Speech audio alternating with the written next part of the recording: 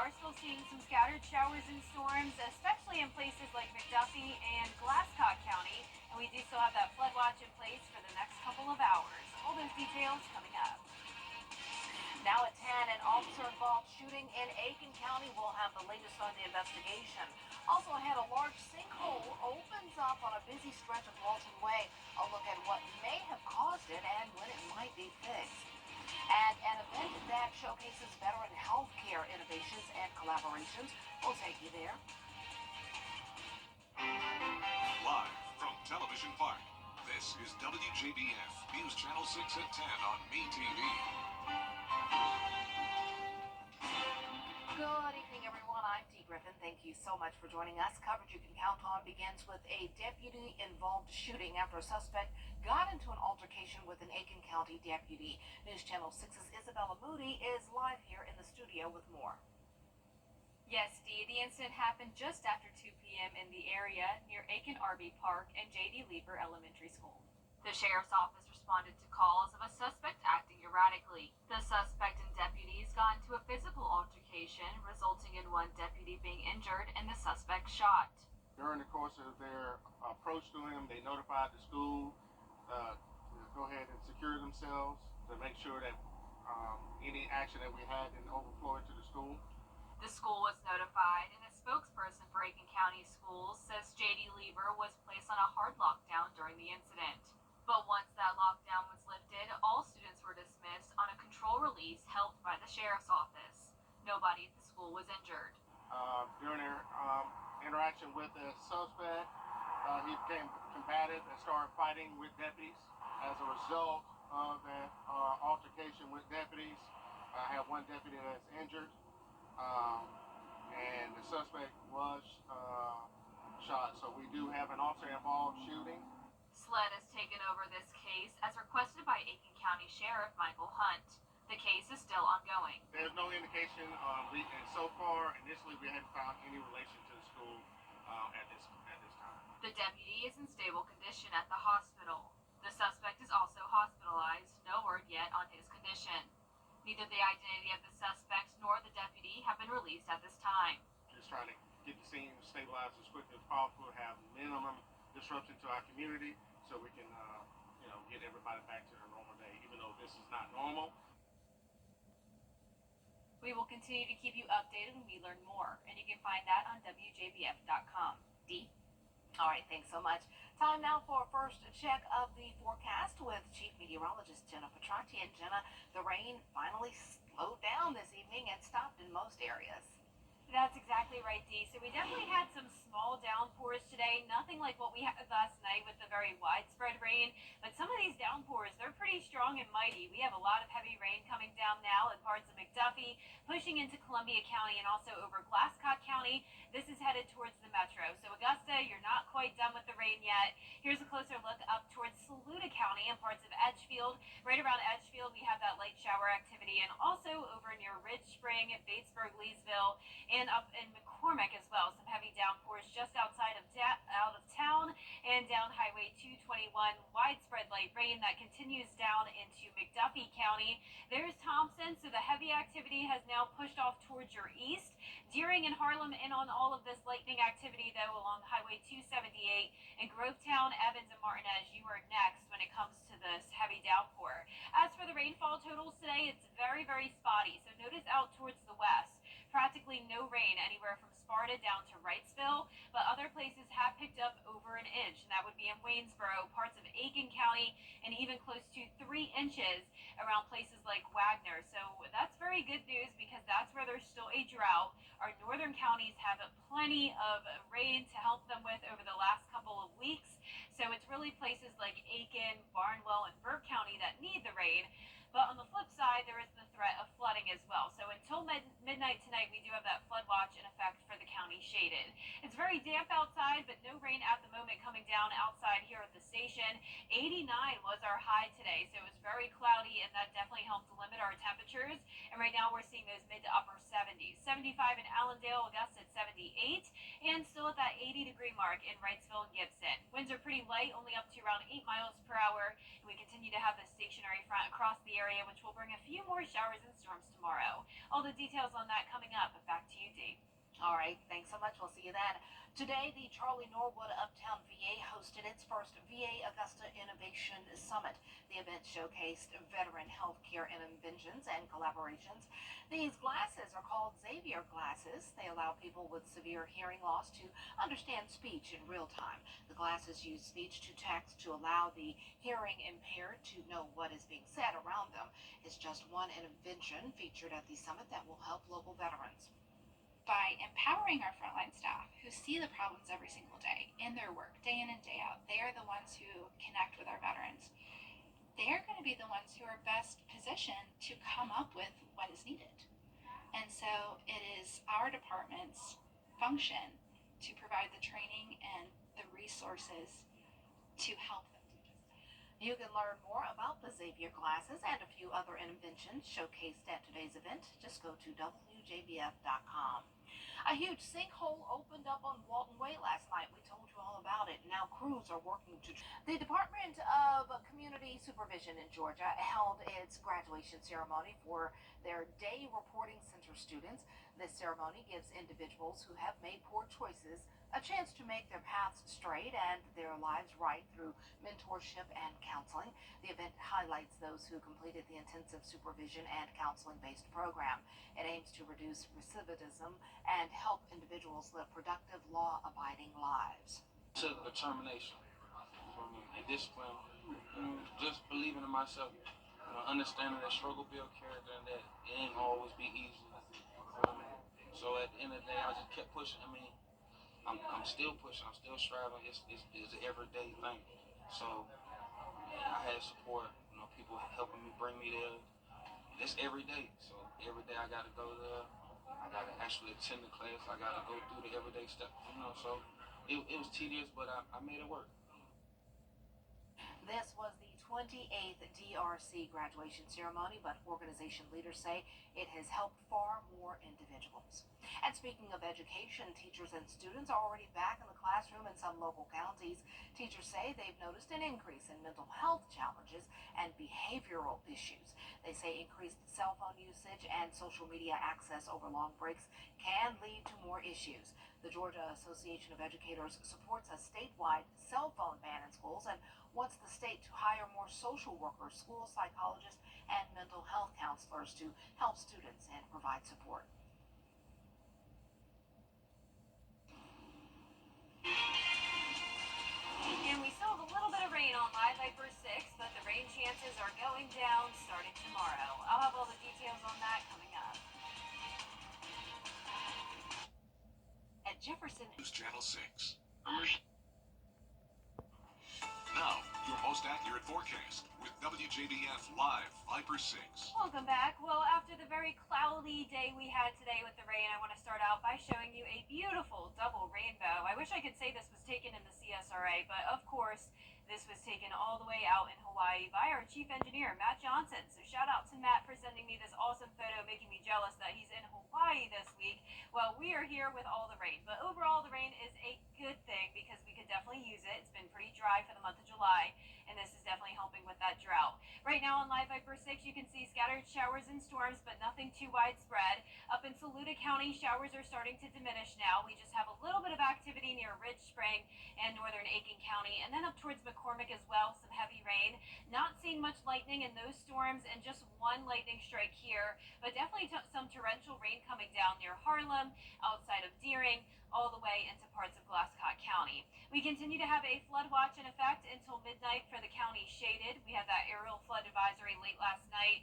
The rain is not nearly as consistently heavy as it is now, so it doesn't look like we have any major flooding concerns, but there's definitely a lot of spots that are starting to see those rainfall totals climb. These are the past 7-day estimates. Notice we're seeing a lot of purple and pink here, and that represents over 6 inches of rain. Pretty much everyone has gotten at least 3 inches over the past week, and that has helped with the drought monitor. This is the newest update as of this morning. It has chipped away that drought in parts of Lincoln and Wilkes County, and of course across Richmond and Burke as well, things are looking better. But out towards the west and out towards the east, we could still desperately use some rain. Our Terry Lambert Hyundai Skyview cam showing a damp but currently dry night over in Aiken. Just rain in northern Aiken County at the moment. 78 feeling like 81. Temperature-wise, we're seeing those mid to upper 70s across the region. And we also have a stationary front impacting all of the southeast with scattered showers and storms out to our east and west as well. Tomorrow morning will be dry, and most of your Friday will be dry as well. Just a very low chance of some storms in the afternoon and evening, going with just a 40% chance for your Friday, and then those rain chances go down to 30% for Saturday. Here's our futurecast tonight at midnight. The rain will end around 2 o'clock in the morning, and when you're headed out the door tomorrow, it will be nice and clear, just a little bit cloudy, so not completely clear, but you don't have to worry about rain. Then some spotty showers possible in the afternoon, but nothing like we've had lately. And then by later Friday night, that's when that rain chance really comes into play. So it'll be a very wet late Friday night, just not much of the daytime. Lows tonight will be in the low 70s, and our highs tomorrow will be in the upper 80s to around 90 degrees. In your 10-day forecast showing that 40% chance of rain tomorrow, going down to 30 Saturday, 20 Sunday, and next week we will have some higher chances of rain in the middle of the week. Back to you, Dee. All right, thanks so much. Today, the ribbon was cut at a new Lowe's supermarket in Aiken. The store is located at the intersection of Whiskey and Powder House Roads. It will feature the beer den and a boxcar coffee, so you can sip while you shop. It will also include a smokehouse with a daily rotation of smoked meats and sausage works, which features locally made pork. So Lowe's was founded right here in the Carolinas in 1954. Our very first store was out of North Wilkesboro, and we have continued to grow through the Carolinas. We also have a wholesale division called Merchant Distributors that distributes to independent retailers. So we've been distributing down here to Aiken for actually decades. And so we're just excited to actually bring our retail brand of Lowe's Foods right here to the Aiken community. Lowe's employs nearly 9,000 people and operates more than 80 full-service supermarkets in the Carolinas. We'll be right back. CSRA. 1939 Gordon Highway, Augusta, Georgia. And last but not least, it's that time of year for a good old-fashioned mullet competition, and there are a few Kentucky boys still in the running for the 2024 Best Mullet. Makes sense you said country Well, boys. there you go. Yeah, there you go. Hannah Jackson talks with competitor Calvin Johnson, who says his mullet is more than a hairdo, it's a lifestyle. Go for these luscious dogs. A hairstyle that was popular back in the 80s is making a comeback. Often referred to as the business in the front, party in the back, the hairdo is formed by cutting the hair short on the top and the sides of the head, allowing it to grow longer in the back. And one competition is all about celebrating the bold and outrageous hairstyle. I was cuddling with my mom and she was like on Facebook, and there's like a national mullet competition, and I was like, "Hey mom, can I enter that?" Mullet Champs holds an annual mullet competition contest, traveling across the country searching for the wildest mullet out there. But for 10-year-old Calvin Johnson from Fort Campbell, he says his mullet addiction started after seeing the mullet competition on Facebook, and shortly after, he started growing his own. And now, Calvin has been styling this do for 3 years, and doesn't plan on cutting it anytime soon. How much longer do you want to go down? I want to go down to under my leg. Bottom ribs? Yep, my bottom legs. All right. Right now, Calvin is 33rd in the second round in the 8 to 12 year age division.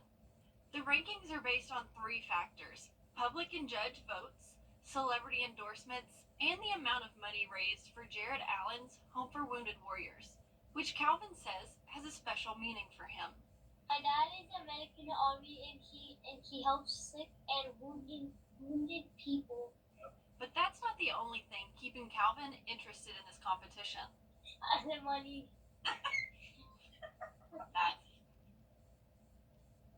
That's cute. I like that. He's a cutie. He is, and I'm glad he likes that. He's making it big with his hairstyle. Oh, yeah. Yeah. I mean, Well, it's not for me, but right. I mean, but it's for some people. some people. There you go. And I hear the rain overhead now. Yes, it has been coming down hard. These storms have been packing a punch. It's not a lot of widespread rain, but we do have that heavy shower over the metro now. All right. Well, that's our time for now. But the news continues at the top of the hour on News Channel 6 at 11. Hogan's Hero is next here on MeTV.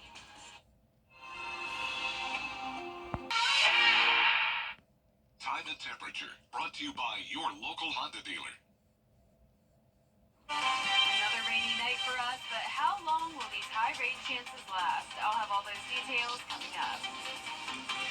Right now on News Channel 6 at 11, an officer-involved shooting near J.D. Lever in Aiken County. We'll have the latest on the investigation. Also ahead, a sinkhole in Augusta causes a shift in traffic for commuters. Details on when it may be fixed. And a program is looking to turn around lives. A look at the Department of Community Supervision's graduation ceremony as your news at 11 starts now. Live from Television Park, this is WJBF News Channel 6 at 11. Good evening, everyone. I'm Dee Griffin. Thanks so much for joining us. Coverage you can count on begins with a deputy-involved shooting after a suspect got into an altercation with an Aiken County deputy. News Channel 6's Isabella Moody is here live in the studio with more. Yes, Dee, the incident happened just after 2 p.m. in the area near Aiken RV Park and J.D. Lever Elementary School. The sheriff's office responded to calls of a suspect acting erratically. The suspect and deputies got into a physical altercation, resulting in one deputy being injured and the suspect shot. During their interaction with the suspect, he became combative and started fighting with deputies. As a result of that altercation with deputies, I have one deputy that's injured, and the suspect was shot. So we do have an officer-involved shooting. The school was notified, and a spokesperson for Aiken County Schools says J.D. Lever was placed on a hard lockdown during the incident. But once that lockdown was lifted, all students were dismissed on a control release helped by the sheriff's office. Nobody at the school was injured. During the course of their approach to him, they notified the school to go ahead and secure themselves to make sure that any action that we had didn't overflow into the school. SLED has taken over this case as requested by Aiken County Sheriff Michael Hunt. The case is still ongoing. There's no indication, and so far, initially, we haven't found any relation to the school at this time. The deputy is in stable condition at the hospital. The suspect is also hospitalized. No word yet on his condition. Neither the identity of the suspect nor the deputy have been released at this time. Just trying to get the scene stabilized as quickly as possible, have minimum disruption to our community, so we can, get everybody back to their normal day, even though this is not normal. We will continue to keep you updated when we learn more, and you can find that on WJBF.com. Dee? All right, thanks so much. A massive sinkhole on Walton Way is causing traffic to slow down and shift near Windsor Court. That hole was patched by this morning, and Augusta utility workers were assessing the larger hole. The district commissioner says it was caused by old sanitary sewer lines and storm lines. The utilities department has taken the lead on the issue, and a contractor will repair the sinkhole. Neighbors say this isn't the first time the ground has opened up in the neighborhood. We've had a Speaking of updates, it's time to check in with our chief meteorologist, Jenna Petracci, on this weather tonight. Storms just roll through here. Yeah, Dee, we just heard the very, very heavy rain come down here at the station, but just like that, it is done with. So it's a quick, heavy downpour, and then it moves right out. So luckily, these storms are pretty fast moving, and that means we are not seeing any flooding concerns at this time. But if you are heading out and about late tonight for whatever reason, you definitely need to be prepared for some ponding on the roadways. Definitely need to be careful and prepare for hydroplaning issues there.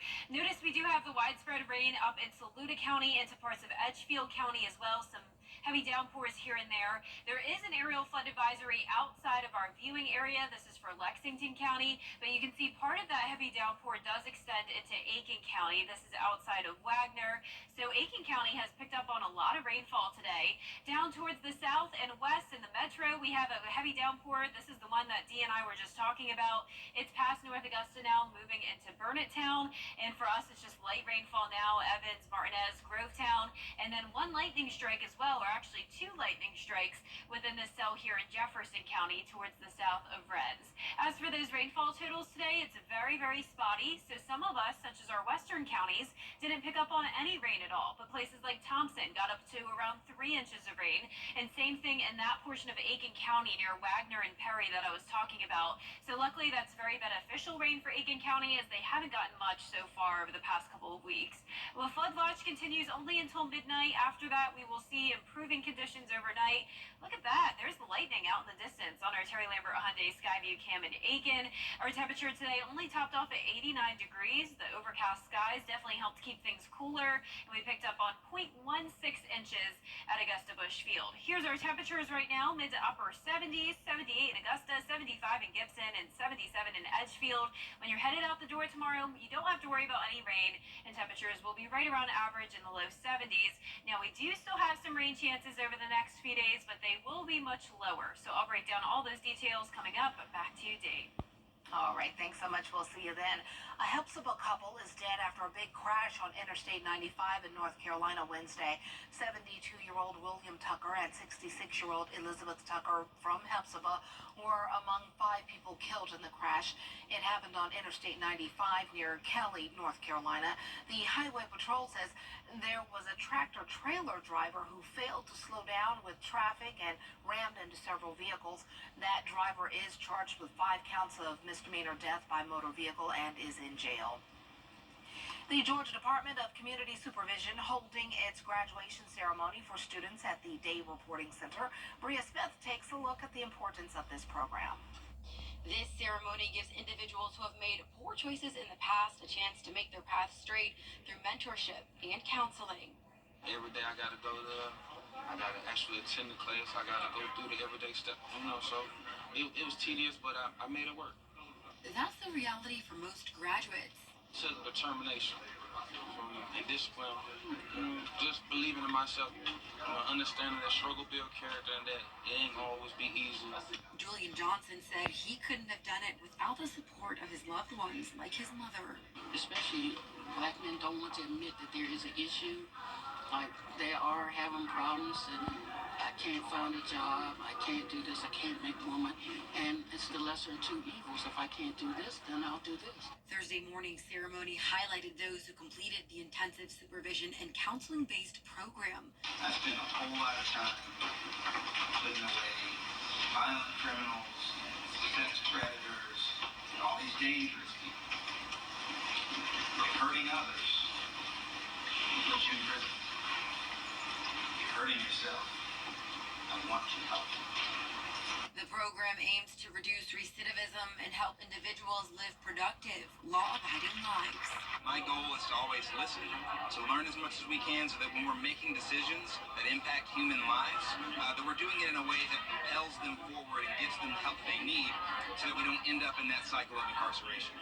Johnson says he has a message for anyone who might be going through what he once did. Stay focused, and after the storm, it'll be a rainbow. This was the 28th DRC graduation ceremony, but organization leaders say this program has helped far more than just 28. To learn more information about how you can be a part, visit WJBF.com. In Augusta, Bria Smith, WJBF, News Channel 6. Teachers and students are already back in the classroom in some local counties. Teachers say they've noticed an increase in mental health challenges and behavioral problems. They say increased cell phone usage and social media access over long breaks can lead to more issues. The Georgia Association of Educators supports a statewide cell phone ban in schools and wants the state to hire more social workers, school psychologists, and mental health counselors to help students and provide support. We are very concerned that we continue to see a push to be divisive. For example, the Parent Bill of Rights that takes the relationship between educators and parents, which should be very collaborative because we have one goal together, and that's student success. And that bill made that relationship, instead of collaborative, adversarial. Other goals include better retirement policies for teachers and school staff and how teachers are evaluated. Well, some local school students are already back in class. Aiken and Edgefield County started earlier this week. McCormick County starts school tomorrow. Several local districts start next Thursday and Friday. For a complete list of back-to-school dates, just go to our website, WJBF.com. Coming up, the ribbon was cut at a new supermarket in Aiken. And what the new Lowe's Food Market will feature when your news at 11 continues. And we're still seeing some rain on Live Viper 6. Flooding still possible late tonight, but as we go into the next few days, the rain chances decrease and the temperatures continue to stay below average. All those details coming up. Some exciting news. The Live Viper 6 Skyview Network, sponsored by Terry Lambert Hyundai. Now, your most accurate forecast with WJBF Live Viper 6. Welcome back. Well, after the very cloudy and rainy day we had, here is a beautiful photo of a double rainbow taken very, very far away from us here in the CSRA. This was shot by Matt Johnson, our chief engineer here at WJBF. He is enjoying a beautiful Hawaiian vacation. What a great view he had. Completely different from what we had today. We had the rain on and off throughout the day with the very overcast skies, which did keep us well below average with our temperatures. And you can see now on Live Viper 6, we're still tracking some shower activity up in Saluda and Edgefield County. A quick heavy shower headed towards Johnston, and also over into Aiken County. We have a lot of heavy rain near Wagner, and this continues into Lexington County, where there is an aerial flood advisory just outside of our viewing area. But I will say that I just saw a video on Facebook of what looked like a pretty extreme mudslide happening around Wagner. So we'll work on getting the footage for you of that, but definitely some flooding potential around that part of Aiken County. Out towards the west, we have light showers all across the metro, and we also have a heavy downpour near Burnettown with a lightning strike as well. Then towards the southwest, Jefferson County just had a heavy shower, and all that lightning now moving into Burke County. We do still have a flood watch for just 1 more hour. This expires at midnight, and as we go into tomorrow, we'll finally start to dry out. But the rainfall totals over the last 7 days are really starting to grow. Notice Aiken County now up to 6 inches when just a couple days ago they were at 1/4 of an inch over the last week. So that's why it's likely that there is some flooding going on there, because it's been a lot of rainfall over a short period of time. That will eventually start to improve the drought conditions over there, though, and we've definitely seen improvement on our drought monitor today up in Wilkes and Lincoln County from all of the rain.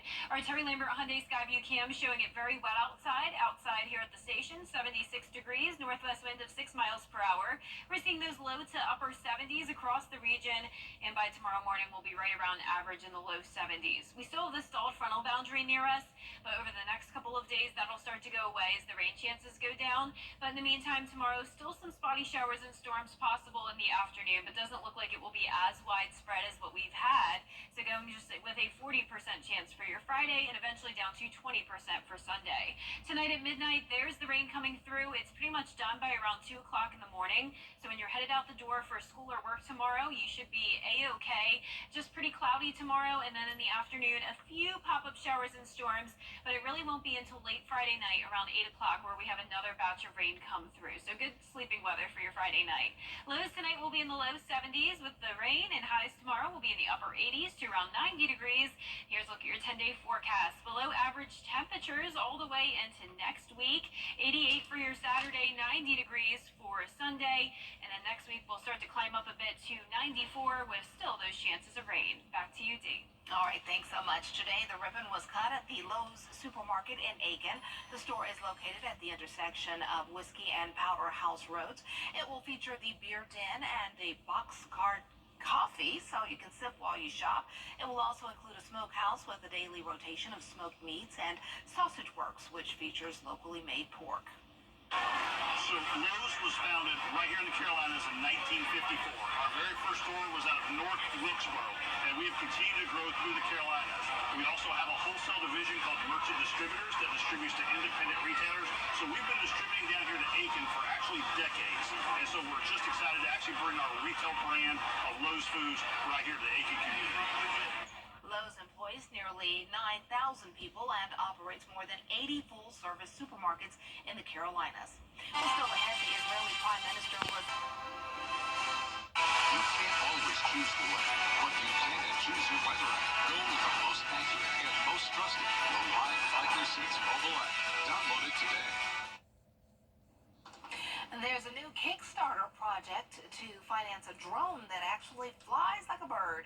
Take a look at this. It's called an X-Fly. It's controlled remotely by a smartphone. It carries a replaceable battery, and it actually has wings instead of propellers.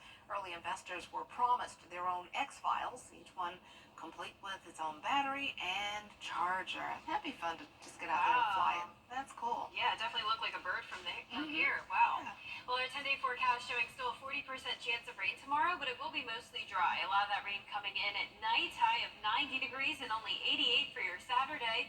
30% chance of rain for the weekend. All right, thanks so much, and thank you too. That's our report for now. We appreciate you watching. Don't forget to wake up with Mary and Barkley and John at 4:30. Have a good night.